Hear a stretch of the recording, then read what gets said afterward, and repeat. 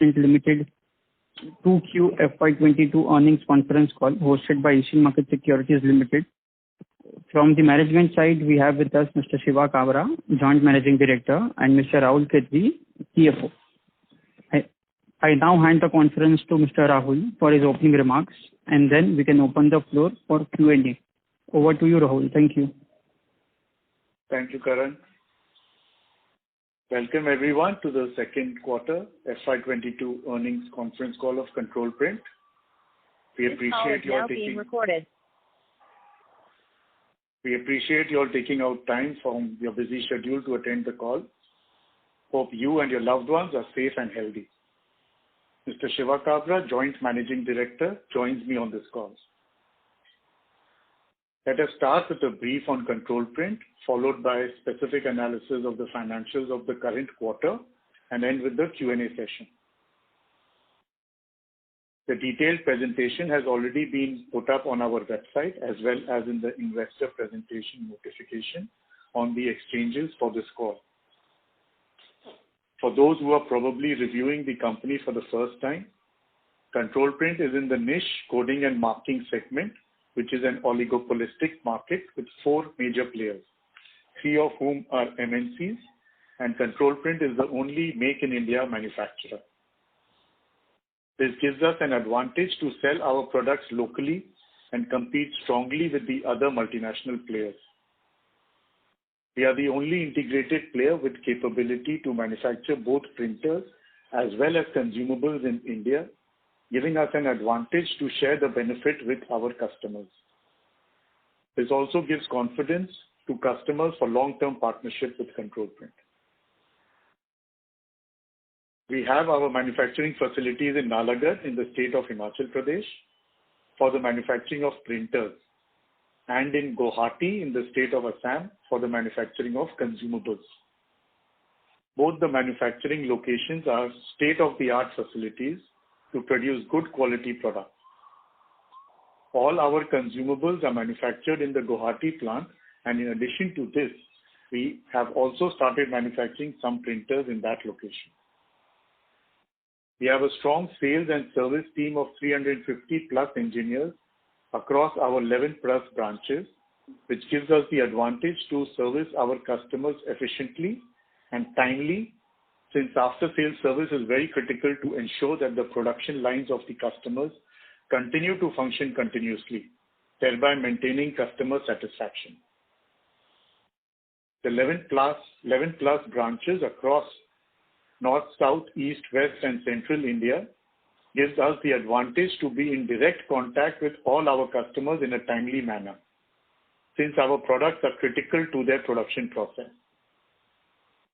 Post sale of printers, there is a continuous demand for consumables over the life of the printer, which typically lasts for 5 to 7 years, depending on operating conditions.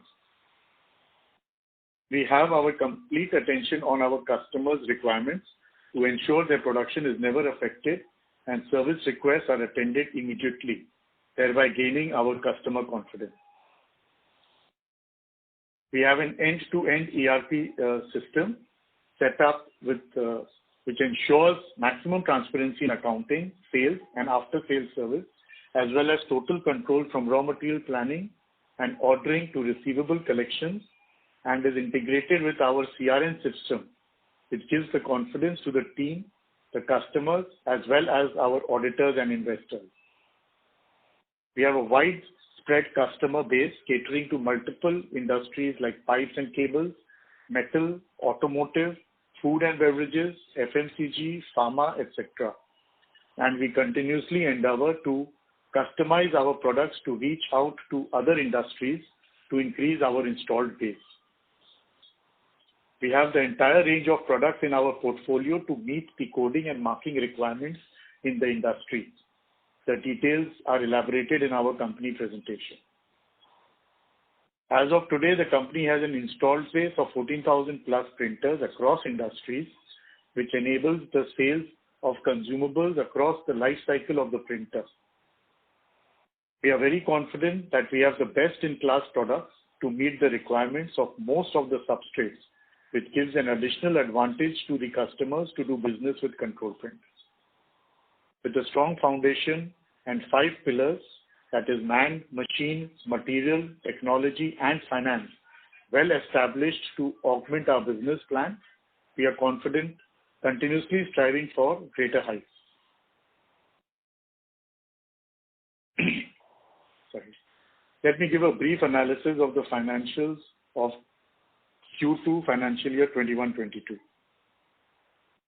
The manufacturing activities in Q2 was encouraging and gives an indication of the recovery of the Indian economy. The Index of Industrial Production, the IIP, has also shown an upward trend in the last few months due to increased production across industries. With the decline in the COVID infection rate and the increased vaccination, the fear of the third wave is much diminished, and the mood of the nation as well as the industries is optimistic for a quick bounce back for higher growth expectations. There was a strong traction witnessed both for consumables as well as printers, as the companies were increasing production as well as capacity. These are extraordinary situations when the strength of the company is tested, and we can assure you that Control Print is geared up for any challenge. We are financially stable and robust and will continue to perform in spite of the unforeseen challenges. This stability of Control Print has also been reaffirmed by credit rating agency CRISIL with an A rating after considering the short and medium-term impact of the COVID pandemic. Our investors can maintain their belief on the company's management for an optimistic future. This quarter's performance delivered an all-round growth in revenue and margins and volume growth. We achieved the highest quarterly revenue of 62.72 crores with year-on-year growth in revenue of 18.2%. Also sequential growth in revenue of 15.3%. The reason for growth in revenue was due to good traction in consumables as the industrial production across most of the industries increased, though it is not comparable as Q2 of previous year was partially affected by lockdown. The profit before exceptional items increased 32% year-on-year, increased 36% for the half year, and increased 38% sequentially. The profit before tax increased 30% year-on-year and 80% for half year. The EBITDA increased 23% year-on-year and 31% for half year and witnessed highest quarterly EBITDA. The working capital days improved significantly by 21 days quarter-on-quarter and 30 days half-yearly due to better inventory management and receivables recovery. The company maintained healthy margins with profit before exceptional items at 18.9% and EBITDA at 25.5%, with further scope of improvement due to better product mix and higher revenues triggering economies of scale. We should continue to maintain the EBITDA margins north of 24% on a long-term sustainable basis. Let me brief you on the performance of various divisions, products, and business segments. Printers had a positive demand in spite of a challenging environment, though the installations were slightly delayed. The increased install base will drive the business in the coming quarters. The company received a large repeat order from the dairy segment. We have received pan-India success in the sugar segment with key customers for the upcoming sugar season. The flagship division CIJ witnessed traction with growth of 15.5% in half year as the production of the customers was increasing. The growth was mainly due to improved production of some of the industries where we have a stronghold like dairy, healthcare, food, cable and wire, agrochemical, and was also encouraging to see growth in some of the upcoming sectors like pharma, paints, and wood. New product launches of PIJ, TTU, and high-rise are showing good traction and with some good installation in the past few months. We have dedicated managers and teams to drive these verticals with focus on dairy, beverages, bakery, frozen food, ready-to-eat, pharma, packaging, plywood, lubricants, and carton coating. These new products continue to grow every quarter, which builds confidence on the potential of these products in the coming years. Laser printers business is growing steadily as product technology has improved and a new team is driving the business. This has yielded good dividends with positive response from customers and new opportunities expected in the coming quarters. Service revenue has also shown good growth in value terms, which contributes towards profitability. Our strategy to separate verticals for key account and OEM business for focused approach is showing encouraging results and should yield good quantum of business. LCP business reported an increase in the previous 2 quarters with some revival in cement accounts and pan-India supplies in sugar industry. We are changing our focus to non-LCP business and some new applications, and the team is confident of generating business in the coming quarters. The company has strong cash flow and the trend is expected to continue. Control Print retains its position in the list of top 1,000 companies on the stock exchange by market cap on the National Stock Exchange. While the pandemic retreats and with the increase in the vaccination population will result in robust growth of the economy, and we hope for similar trend of growth trajectory. Fundamentally and inherently, the company remains strong and we are focused on our plans and strategies as we are confident of the growth potential to drive positive results. The floor is now open for questions. Thank you. Thank you very much. Ladies and gentlemen, we will now begin the question and answer session. Anyone who wishes to ask any question may press star and 1 on their touchtone telephone. If you wish to remove yourself from the question queue, you may please press star and 2. Participants are requested to use handset while asking a question. To ask a question, you may please press star and 1.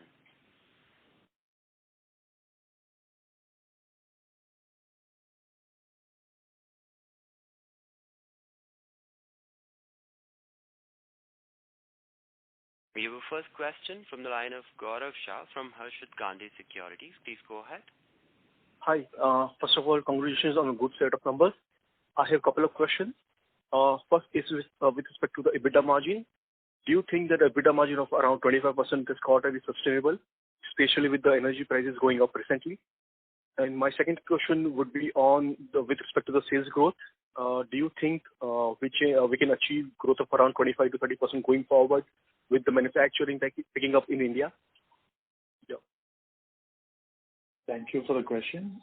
Yes, I've mentioned in my presentation also that EBITDA margin above 24% is definitely sustainable. We have always maintained this stance, and I think anything between 24 to 28% is what we have previously also given the guidance that it is achievable on a sustainable basis. So I have a follow-up question on that. So do we enjoy any pricing power with our customers? And how much inventory we maintain with respect to consumables? Power? Sorry, I didn't follow you. Do we enjoy any pricing power with our customers? So see, we generally usually have long-term contracts with our customers, and our product is such that we don't really get into quarterly discussions on pricing with our customers. It's mostly on a long-term basis. Of course, if there are certain abnormal situations like right now, the freight has substantially gone up and certain commodity prices have also increased. So we are approaching our customers for price increase. So over the next couple of quarters, we should see better price realization. Okay. And the second question on sales growth? So sales growth, definitely, I think anything in double digit is possible. High teens is what we have always maintained, that we can grow, anything between 15 to 20%. And with, as you said, that industrial production picking up, we are very confident that this is possible in the second half of the year. So are we winning any market share from our competitors? Yes, we do believe that. We have been gaining competitor accounts also. And last year we gained some market share, but the results of this year for our competitors is not yet published on public domain, so we don't have the real figures, but our internal assessment does make us believe that we should gain market share in the previous financial year. Okay, thanks a lot, and all the best. Thanks.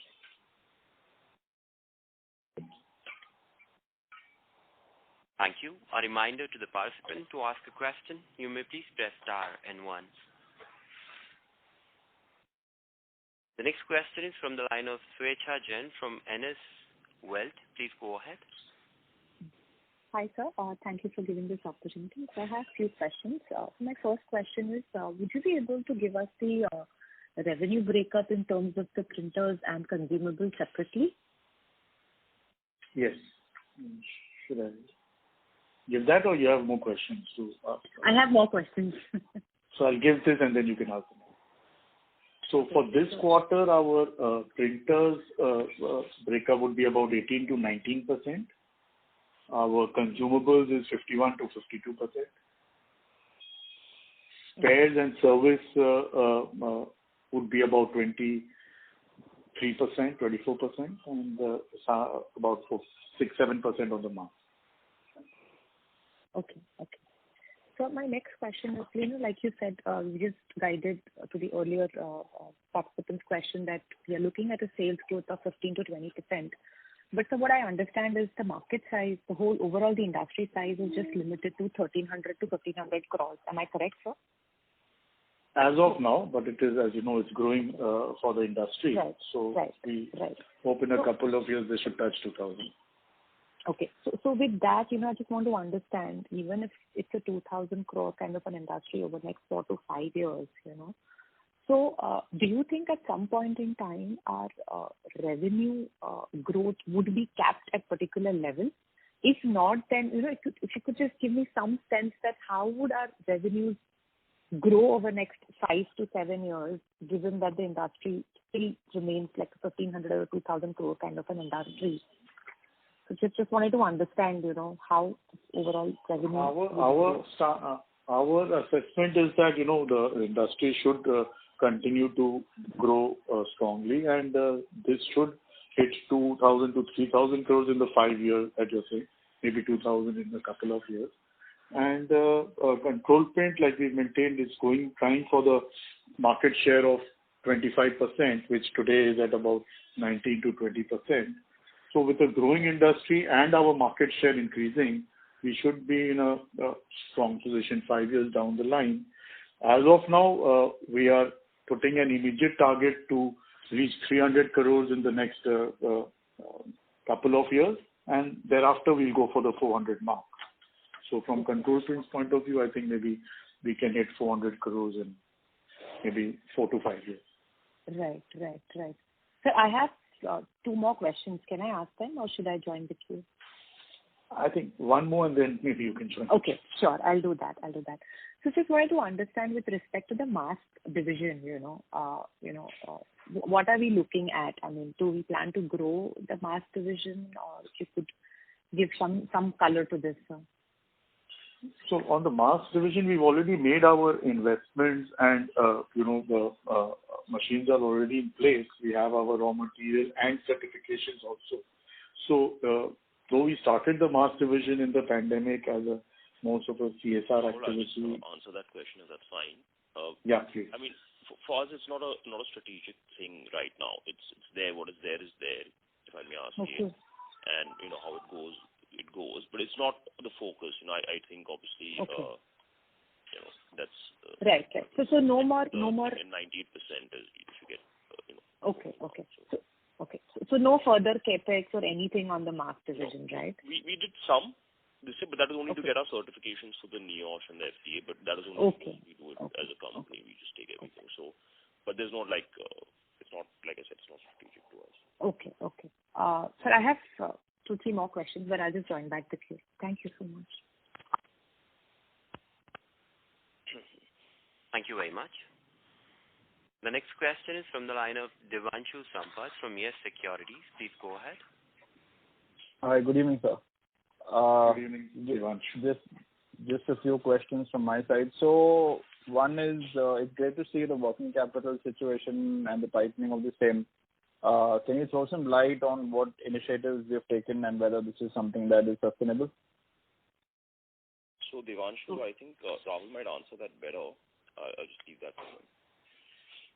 Yeah, Devanshu, like we've been discussing that, inventory is the main working capital part which we've been focusing on, and we have been able to, work on better inventory management in spite of higher revenues. So we have mentioned previously also that there is a minimum critical amount of inventory which needs to be kept to service our customers, as well as with the range of printers increasing, the SKUs increase for us. So now with increased sales, we don't need to keep adding up to the inventory, and we feel that even further increase in sales, we might be able to hold on to maybe the inventory levels. So that advantage we will keep gaining as the sales increases.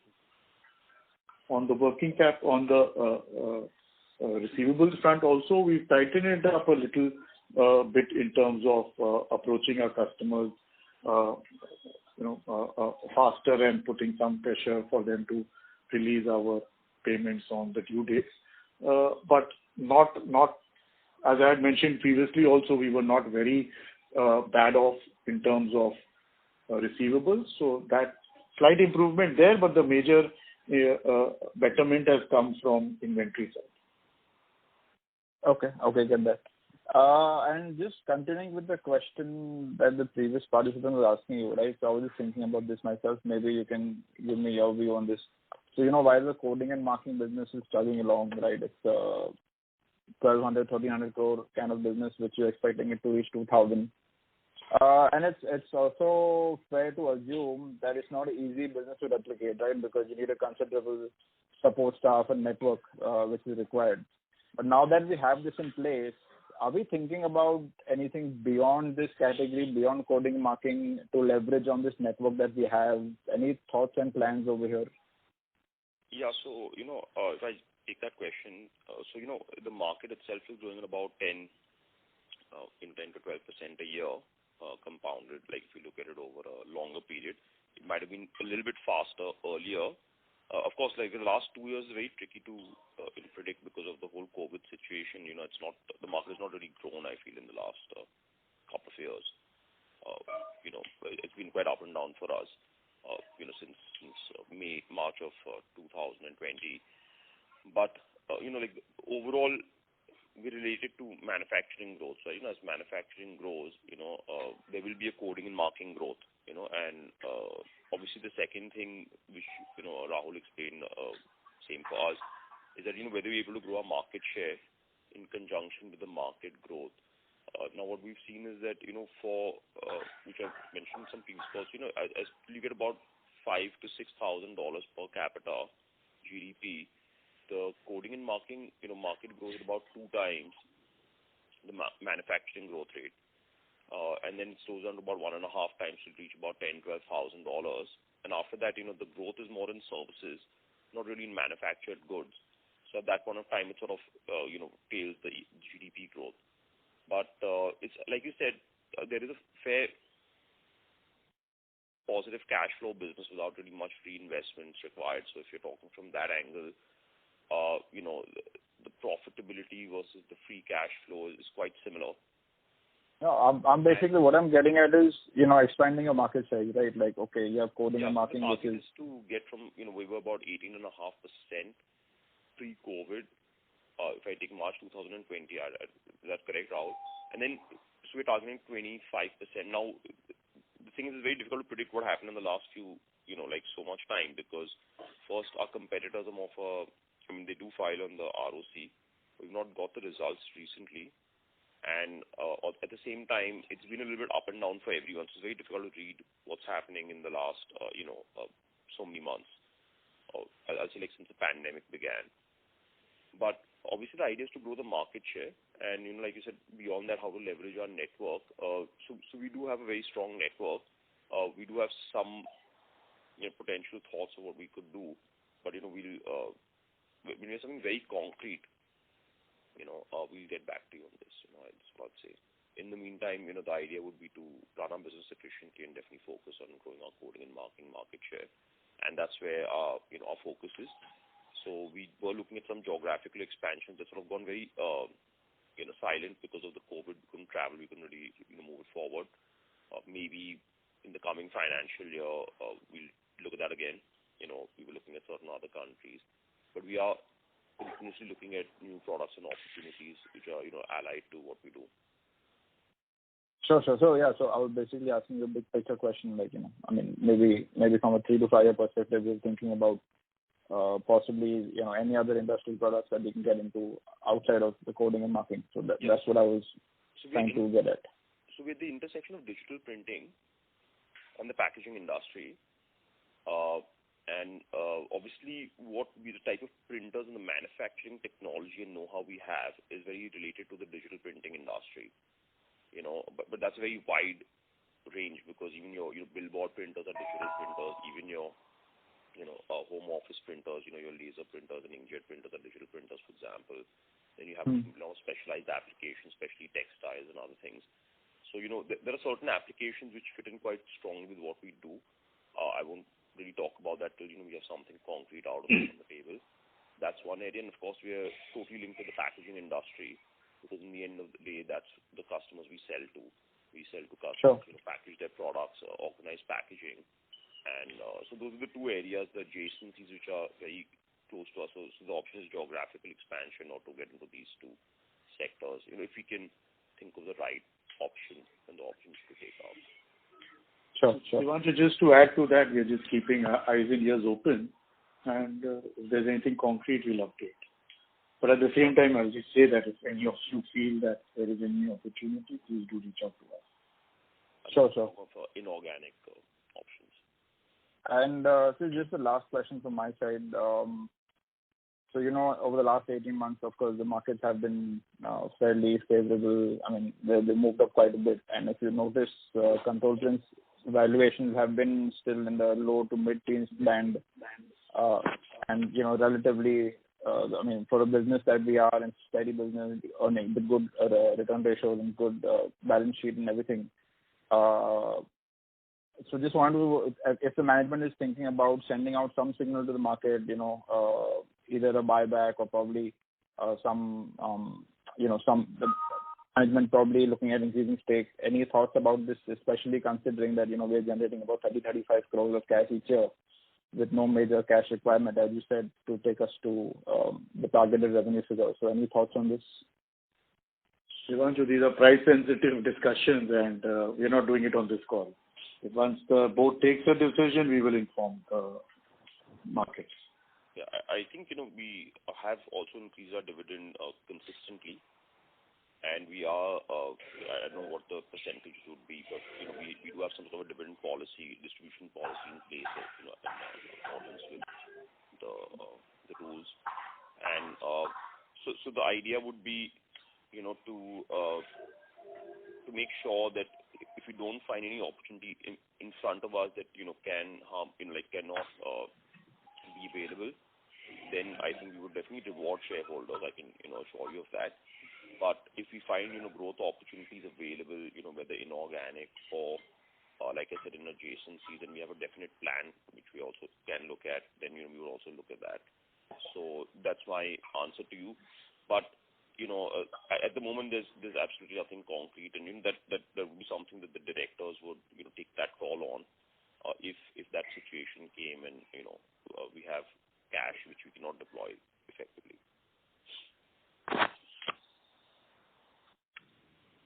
Thank you very much. The next question is from the line of Shlab Agarwal from Snowball Capital. Please go ahead. Good evening, sir.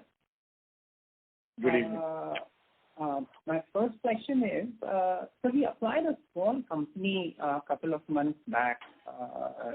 It's a very small acquisition that we did. We acquired 80%.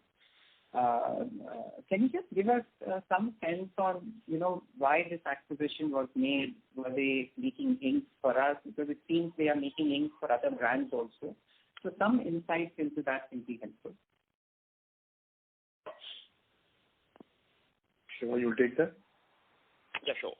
So if you break up the industry structure, there's 4 organized players. That's us and, of course, Videojet, Right. Printing Sciences, and Markem-Imaje. And the 4 of us combined about between 1,100 to 1,200 crores, depending on what their latest numbers are.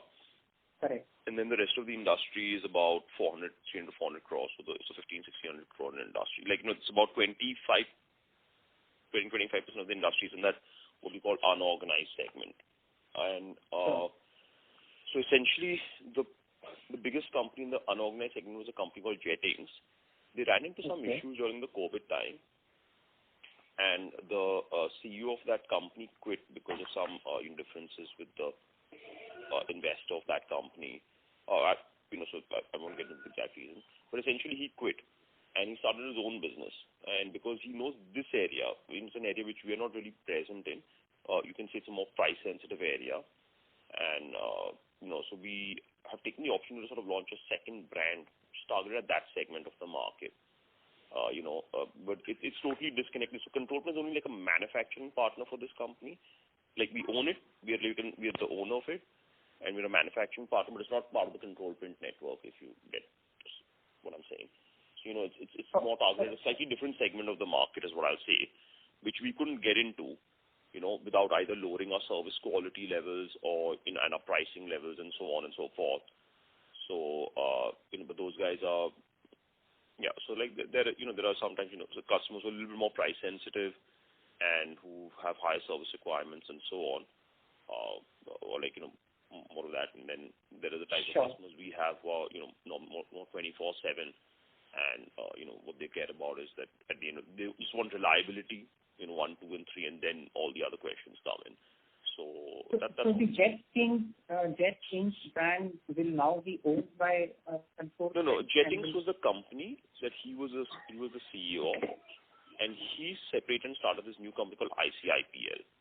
So Jettings, we have no connection with Jettings. It was just that he was the ex-CEO, so he has knowledge of this market. So we wouldn't do it if we didn't have a competent manager in place. That's what I'd say. It's a different market. Okay. So this CEO will work along with us. Yes, right? So he's the CEO of that ICIPL now. Okay. He was the ex-CEO of Jettings, and because that opportunity was there, and he needs growth capital, and it was fitting into us. And of course, we have synergies because we already have all the technologies in place to manufacture printers. We have so for us, it's a marginal. It's a marginal investment to just make a printer which is for that market. But is this is this new company which has been acquired? Are they also servicing other brands for consumers? Because that is what they other brands, including us. So they are partly pirates, and they have now what we're doing is we're sort of moving them to their own brand of printers, separate from a Control Print brand, is what I'll say.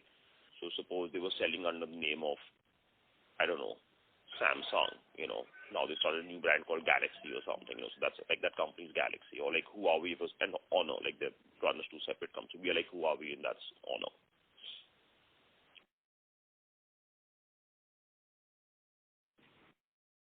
Thank you very much. Is that clear? I think do you understand what we're?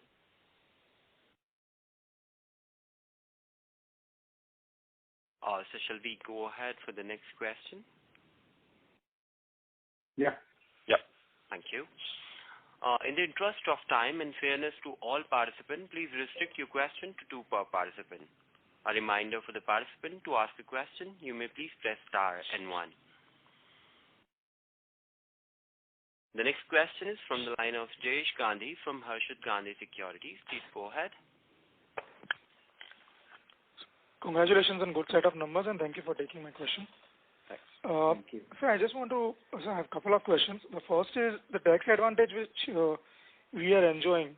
Can you just help me out in understanding until how many years can we, are we eligible till that? 16 to 18% tax on the income. Until what years will we enjoy it?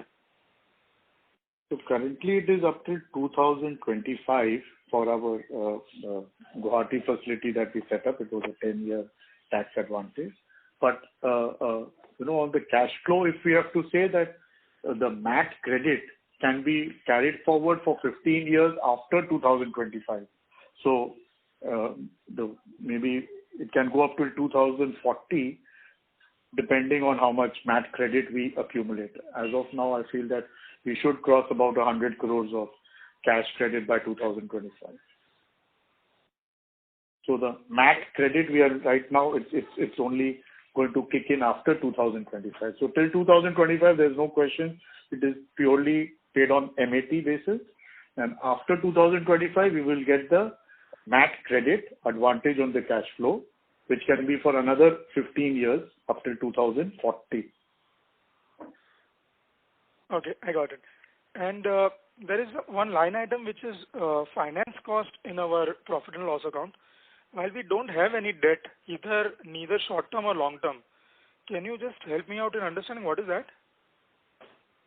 So this is the latest that Ind AS 116 has come up with, wherein whatever is on rental basis, if it is more than 1 year lease, then you have to split it between, you have to assume it as your deemed asset and have a depreciation on it and an interest cost. So basically the rental income, if you will see our previous maybe a year or 2 years earlier, you will find that there is a rental cost that we were paying for our offices across the countries, and that now has lowered and transformed into higher depreciation and some amount of interest. So it's like you calculate the present value of the next 5 years rental and account for it. It's Ind AS 116, which is slightly more confusing. I don't know why they've gone into it. I got it. And one last question, sir. While you said that you are expecting your sales to reach by, say, 400 crores in next 4 to 5 years, what kind of a capex will we require here? So I believe up to 300 crores we should be comfortable. Beyond that, we will have to make some capex which will be decided at that point of time. So up till 2.5 years, we still should be able to manage without major capex. But beyond that, we'll have to evaluate. Okay, thank you. Thank you, sir, and the best of luck for future. Thank you. Thank you very much. The next question is from the line of Saket Kapoor from Kapoor Company. Please go ahead. Namaskar, sir, and thank you for the opportunity.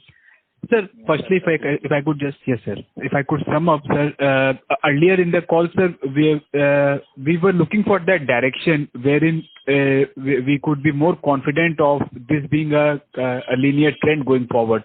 So, do you feel that the fillers on the ground give us that confirmation that this the type of the highest turnover that we posted on a quarterly basis, the base can be now moved up, and this is not one of quarters?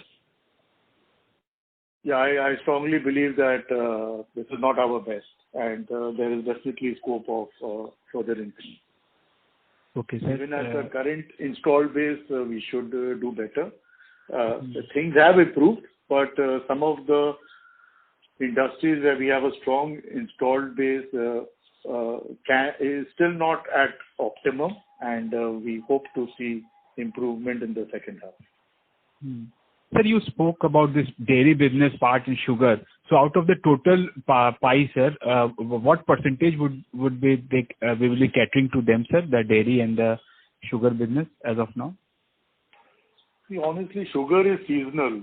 It's only from November to March, that 4-5 months that the industry runs. So I mentioned it because now we are in October, and maybe the next 4-5 months we should get some additional revenues from that sector.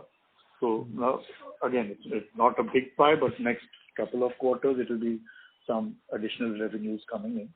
And dairy is definitely growing for us. Right now it is not a very significant chunk, but as I've mentioned in all the previous calls, it is catching up, and it has good growth potential. Right now it will still be in single digits for sure. Higher single digits? No, not very high, but it will be like that. It's not disclosed a very... No issues, sir. No issues. When I look at the clientele profile, Mr. Kabra and Rahulji, I found all the marquee names, but but in spite of that, sir, then why are the trade receivables part so higher? These people like JK Tyre, Cipla, Indian Oil, there also the cycle is so elongated that we have to wait. Just some understanding on the same. So I really don't understand when we always question the receivables. Currently, our receivables in coding and marking business is at 67 days, which I don't think is something which would raise an eyebrow, because generally the terms, even with the bigger players, is 45 to 60 days.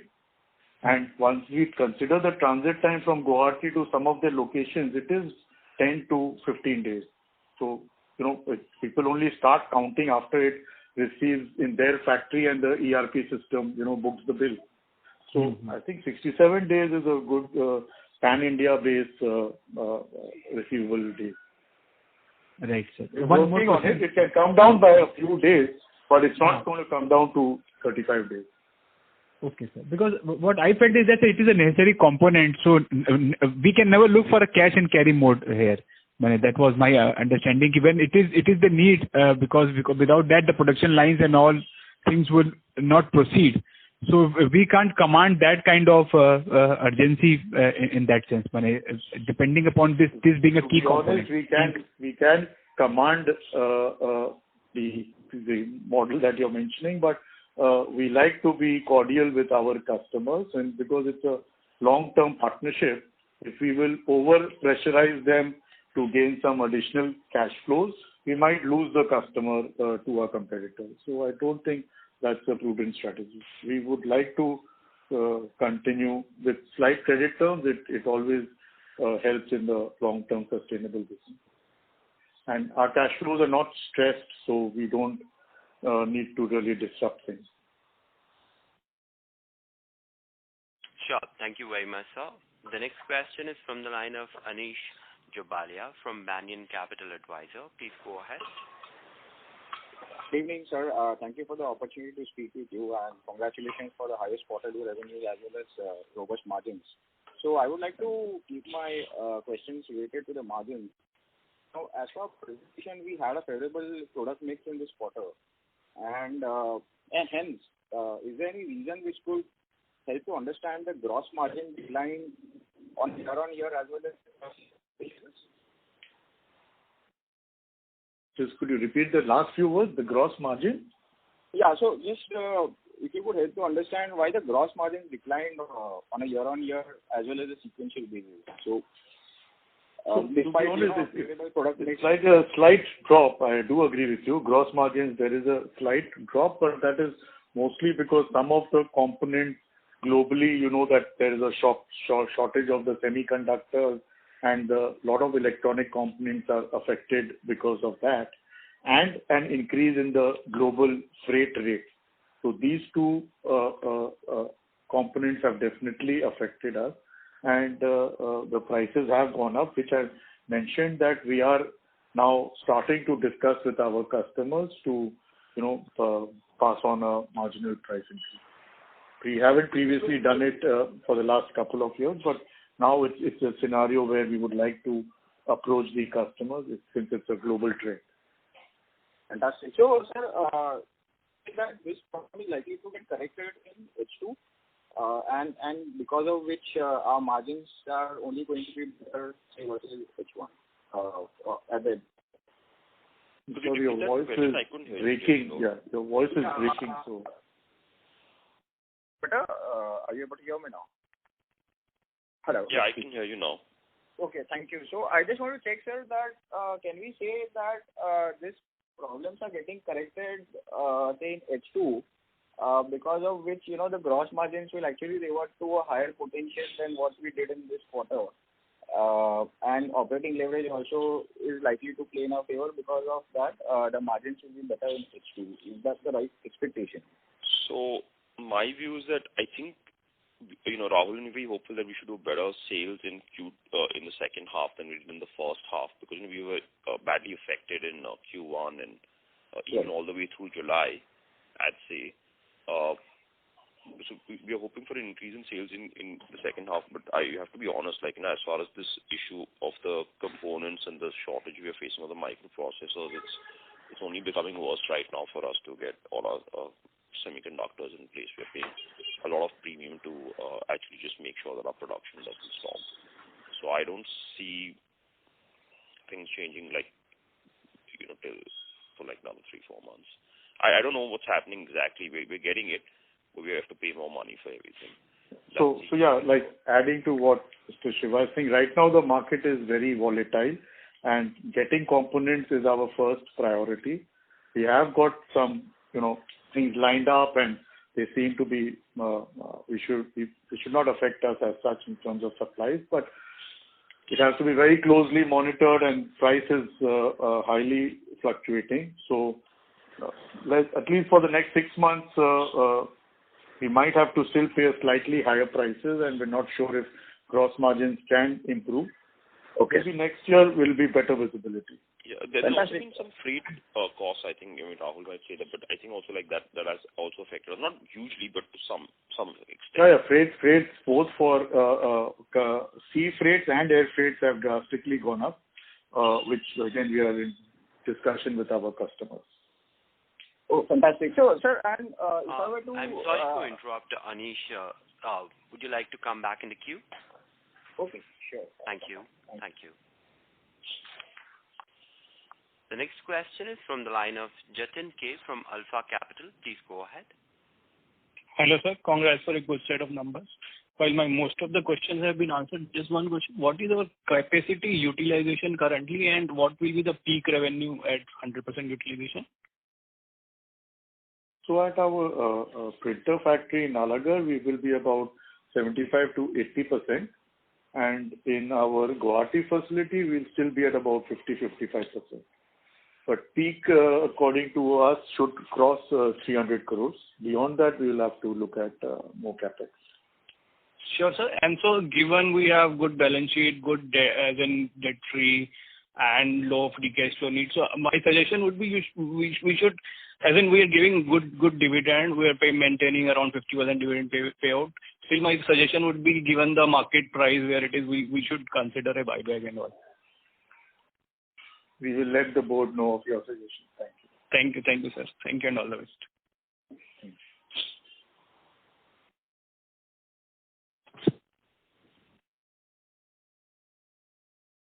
Thank you very much.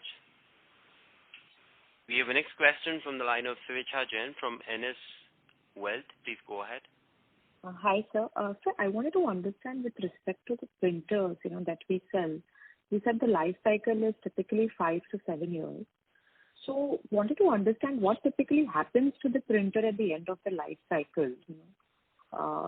Second, does the customer has a choice to go back and install some other printer, or it has to be our printer? One was that. Second, I also wanted to understand that, typically when is the demand created for our printers? Does it usually happen when a greenfield expansion takes place, or even when a brownfield expansion is taken by a customer, our printers also play a role at that point in time? Should I take those questions? Yeah, sure. Yeah. So just the first part, as far as the life cycle of the printer goes, normally it is more than 5 to 7 years. It's a bit longer than that. You could say like the working life of a printer would be 10, 12 years. What happens, some of the biggest customers, except maybe there's some industries like chemicals and fertilizers and of course cement and stuff where generally the life is short because the atmosphere is difficult. But what happens is normally after 5-7 years, a lot of prime customers, they tend to upgrade their printers because for them, absolute line reliability is critical. Most of the times we give them some sort of like a discount when they change from our existing printer to, the upgraded printer. And in most cases, we refurbish the existing printer and then try to sell it. We've not been successful in, but we are now trying to refurbish some of those printers and sell them as a sort of, like a cheaper option for some of the customers who could be more sensitive. And that's the first question I hope I answered. And the second was, I think you were asking about where do these print. So yeah, I mean, of course, in the end, all printers would have to be scrapped and broken down and recycled. So obviously we if they come back to us, we do recycle them. We've got like the what is that? The authorized recycling thing, the e-waste and all that. So we have all of that in place.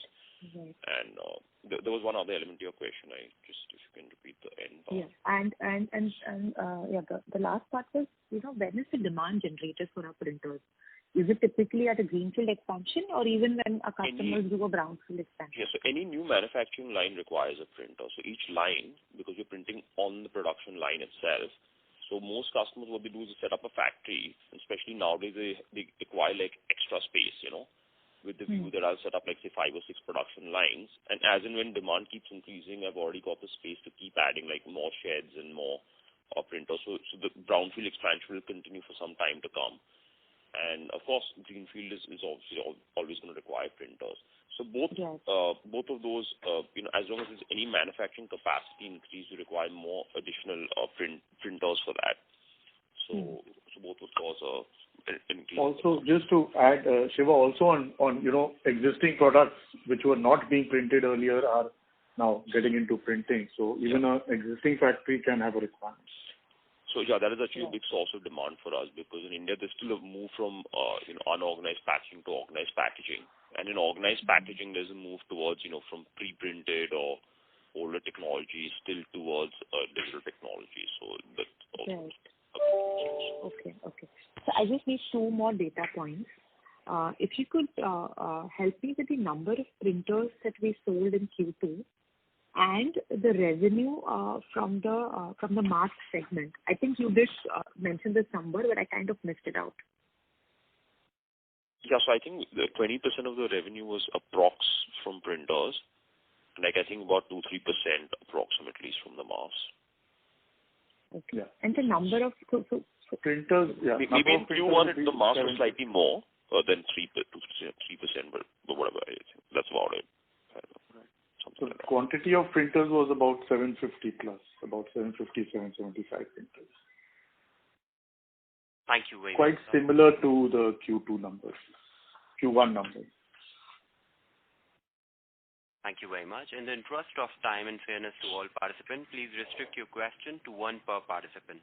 The next question is from the line of Shlabh Agarwal from Snowball Capital. Please go ahead. Thank you for giving the opportunity again. Just circling back to our earlier discussion, Mr. Kabra, this acquisition, is there any risk of any confusion getting created in the minds of our customers where we are selling a premium product, but we are kind of also backing a product which is into a market which has its own dynamics and it's probably not that premium? So I think that the way we are positioning it is that it is a quality manufactured product, obviously through us, but in the end, the sales and service is totally different. So it's your choice. If you want the best, come to Control Print, and if you want like a good product, which is a bit more reasonably priced overall in terms of service and price, fluids and everything, you can that's an option you can surely consider. So so there is always a chance, but there's a clear pricing gap between the two of us. So then it's really everyone's choice. Sure. Is there anything more that we are looking to invest in this company going ahead? Will it require more investment from our side to really scale that business?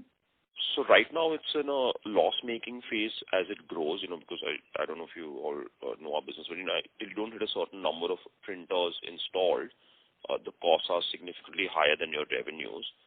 So I think it will continue to lose money till, I don't know, some amount of base is created, at least. It might not require the same amount of cost as, say, Control Print, because we already have the manufacturing facility and the logistics and all the other stuff. So relatively, the investment is more marginal for that company, for ICIPL, for our subsidiary. But yeah, there is surely an investment phase, and it is gonna continuously lose money. So I don't know how, whatever Rahul, maybe. I don't think it will require anything large that we should be worried about. Maybe it's not something significant which needs, for us to inform the investors. But yes, if there's a small requirement, we will definitely fill the gap. Sure. And so lastly, as of now, they're getting their own bank finance also, so they should be self-sustaining. Okay. Mr. Agarwal, please come back in the queue. Sure, I'll do that. Thank you. The next question is from the line of Saket Kapoor from Kapoor Company. Please go ahead. Yes, sir. So with the economy picking up, any update on the real estate part of our the subsidiary Liberty Chemicals? And sir, in addition to that, from the OCI part also, other comprehensive income, we have seen this time a loss. Markets have remained buoyant over this quarter. So if you could explain or throw some light on the same. So I'll just give the first answer. Mr. Kabra himself is looking at the entire real estate thing, and he's not here today. To my knowledge, there's no real movement in the whole, Chandivali land plot.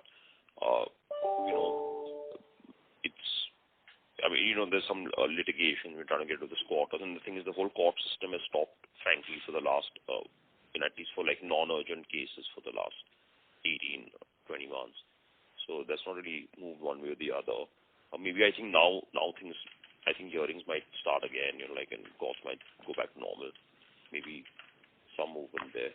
And as far as the OCI goes, Rahul might give you a better reply on that. So, Saket, on the OCI also for this quarter, it's a very small amount. It could depend on how our portfolio played out towards the end of the quarter. But the amount is small, but I would request you to look at half year where we are 2.63 crores positive. So quarter, I'm not too sure, but half yearly we still. Sir, actually, why I dwell on it was that our portfolio stock selection is, we are beating the market in all terms. When I looked at the portfolio in March, when the annual accounts were there. So that was a surprising part because the market have moved up significantly. So there should have been significant gains in that way. So that was my reason.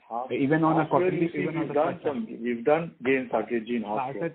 Yes, sir, I've seen it. Yes. Most of the gain, according to me, had come in March 21 itself, where we were, you know the figures. And since this is mark to market, you can't have the same thing growing at that rate every quarter. But if we see the last year, it was a big gain, which was already marked to market. So you have to see it from March to September. Again, we have gained, but of course, that again, it's a market thing which you know better than. And the list is available for us, sir. We've been, increasing our exposure in this market, and further, of course, again, this is a board of directors thing, and Mr. Kabra looks at specifically, but I don't think we've had too much churn in our portfolio that we've been doing. So maybe, some things gain and then they're sort of stagnant, and so on. But you have to compare it, Saketji, mark to market. You can't compare it from last year because we've already marked it in the books up till March. And then now it's only March to September. So whatever, these are the figures that are there. These are audited figures. So they have been done away. Sir, a small point more, sir. We paid income tax. Kapoor, I am sorry to interrupt you. Yeah, income tax also for 4.5 crore. Attributed for this year only or prepaid expense item also? No. It's always for this year. I didn't get the question. Sir, I was asking that for the first half, our income tax payment is to the tune of 4 crore 45 lakh rupees. So is this entire amount attributable to this year's performance only, or does this have any other tax paid which was due for earlier years, any assessment and all? No, if it was earlier year, it goes into prior period. It will not come into current tax. Okay. So 4 crores is for current year. Current year. So that gives an indication. Thank you, sir. Thank you very much. The next question is from the line of Anish Jobalia from Banyan Capital Advisors. Please go ahead. Yeah, hi. Thank you, sir, again for the opportunity.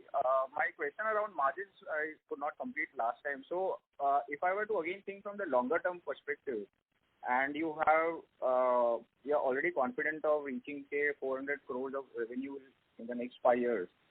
Plus, Rahul sir has been saying that, the sustainable margins are 24 to 28% range.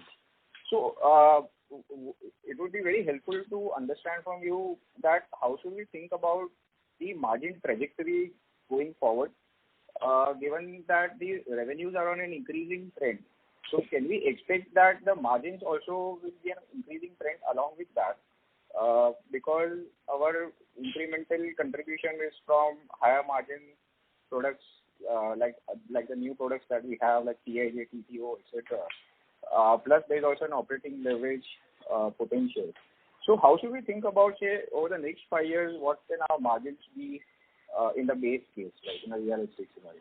So my belief is that, the margins will should increase as sales increase, both slightly at the gross margin level, I'm talking like, if you don't look at it over like 1 quarter, 2 quarters, but if you sure, the last like 3-4 years profile, it should slightly increase as we get more leverage and more fluids, more consumables and service business as compared to printer business. And as far as the, EBITDA, we would, or rather the SG&A, we would expect a higher operating leverage there because we already have a full team of manpower and, factories and a lot of other expenses have been already included. So we look for a bigger jump in EBITDA margins. But of course, because of, fluctuations that happen, like right now, with the whole COVID situation and whatever the knock-on effects in terms of, cost of parts and freight and all these. So like, there can be, of course, changes, from quarter to quarter. But, we're too small a company to frankly evaluate it at such a, a very quarterly basis, I think. Sure. So, but I mean, if we were to think about, say, margins when we do 400 crores, would it be possible to pencil it down to more narrower range to think about, considering your... As of now, the visibility is this 24 to 28%, which I mentioned, is sustainable even with increased revenues. As of now, but things are very dynamic and keep changing. If things improve more than that, we will be happy to. No, sure. I understand. But even with 28%, is it more realistic to assume that when we reach 400 crores, our margins will be closer to that, or it will be still in a very broad range of 24 to 28%? And why is it such a broad range that you are looking at? Because there are not too many factors that impact our margins. Given that we are a high gross margin. See, it's always based on product mix. If the consumable portion, like you said, the higher profitability sells more in a particular quarter, you will find it closer to the higher band of 28%. And if the printers sell more, it will be on the lower band. So I think 24 to 28 is not a very large band, considering that there will be change in product mix quarter to quarter, and even on the long-term basis, I think we are inching up towards the higher percentage. It all depends how much our consumables are sold based on the industrial production. We are confident if higher the consumables, we'll be closer to 28%. Okay, fantastic. Thank you, sir, for sharing your thoughts. Thank you very much. The next question is from the line of Shalabh Agarwal from Snowball Capital. Please go ahead. So thank you for giving the opportunity again. Sir, at the industry level, are we witnessing, because Rahul had mentioned that, there has been a cost increase because of various factors. So at the industry level, are we witnessing our MNC competitors, increasing prices of their products in the market? So I think in the last 18 months, it's a bit, nobody's really done too much of anything because of, everyone's been preoccupied with just ensuring their supply chains and their service and, the safety of people. So I wouldn't say like right now there's been a change, but now, people will all have to employ the strategy because, like if our costs have increased, I assume, I won't say, but I assume that there might have been a similar effect for our competitors, Sure. And if they are not manufacturing here, then their costs would have probably gone up higher compared to us, right? So So normally they're importing primarily from China, but I don't know offhand. So we've not tracked them very, very closely in the last 18 months, and we've not got the data from the ROC either. But it's difficult to say because everyone has their own transfer pricing policies also. So that's a little of a hidden mix. We don't get a straight naked cost and cost plus pricing, so it's difficult to say. But at the ground level, the prices are still competitive. If they have more, maybe they're taking an extra hit because their cost would have gone up more than ours. But they're able to get better pricing, but still competitive. I think so far everyone's not really changed pricing much in the last, 16, 18 months or something. 18 plus months now, is what I'd say. Sure. And so these MNC players, they have this global tie-up with big FMCG companies, as in if their supply is placed at a global level and then distributed to different factories, or how does it happen? So normally they do have some preferred supplier tie-ups in some cases.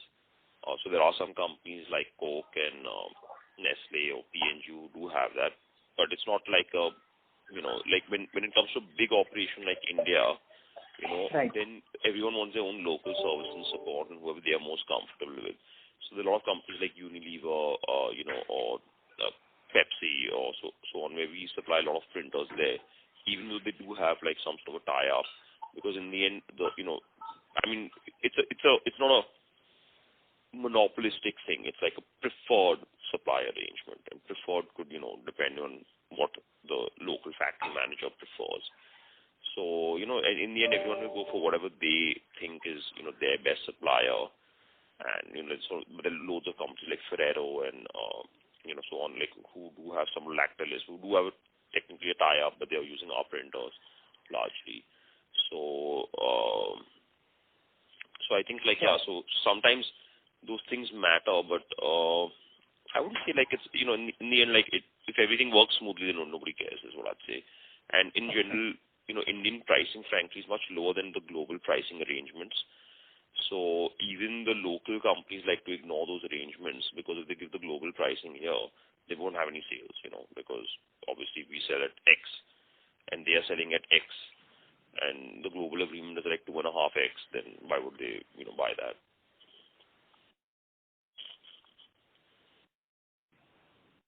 Thank you very much. The next question is from the line of Sunil Patel, an individual investor. Please go ahead.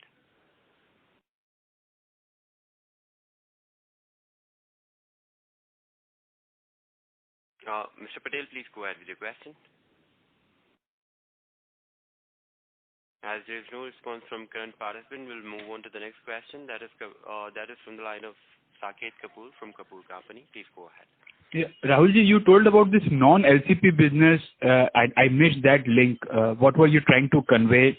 That more thrust will be there or lesser thrust will be there on the non-LCP business? I missed the point completely. No, there will be more thrust, because as you know that cement has been diminishing for us. So there has been some revival and we could contact some customers. But that team is still now trying to promote like some new products in the steel segment. The sugar is what they have only developed. So the team which was more focused on the cement side is now putting their energies on sugar as well as some steel new. So if you open up a new product, it gives us good revenue. So that has shown some green shoots at this time. Thank you very much. The next question is from the line of Karan Bhatia from Asian Market Securities. Please go ahead. Hi, thank you for the opportunity. Rahul, you keep mentioning about the new launches, TIJ, TTO, High Rise. So it's good quarters that we've had in the portfolio. So today, what contribution to the total volumes or revenue has it become? So just a ballpark number, can you help? These are inching up, and now they should be definitely in double digit, closing into about 15-17% in that range. Great. Yes. And we have good hope from them even in the future. Right. And just last bit on the depreciation policy, we were hinting to deplete the mask project by this year. So incremental 1.5 crores per quarter depreciation, correct? Or we want to keep the mask project ahead as well? Yeah, I think a couple of years more it will require. So this 4 crores of quarterly run rate stands, right? Yeah, at least for the next 1 year or so. Okay. That's it. I think we don't have any other further questions. Any closing comments, Rahul or Shiva, you want to make? I think, first, thanks for everyone to, spend a lot of time and effort taking our call, especially in this busy season. And a happy Diwali and a safe Diwali to all of you all. As far as we are concerned, I think things are now coming back on track. It's been a bit of a difficult 18 months or so. But it seems things are normalizing. I don't want to say anything because, last time we said the same thing and we all know what happened with the second wave and so on. But I hope that if there's no COVID, then, the market goes back to normal and we are able to capitalize on strong product portfolio and the strong team and strategy that we've created, which we didn't get to really take in place before COVID disrupted us. So I'm really hoping positive 18-month period, and by then I think a lot of people will have questions as to what's next, or are you going for the buyback and stuff. And I think at that point of time, those questions will become more relevant as to what the next steps would be, or the next level from 400-500 crores to the next size. Yes. Thank you everybody for your participation in this busy earning season. Current tells us there are 10 calls which are today between 4 and 5. So thank you all for giving the importance to Control Print, and wish you all a happy and a safe Diwali.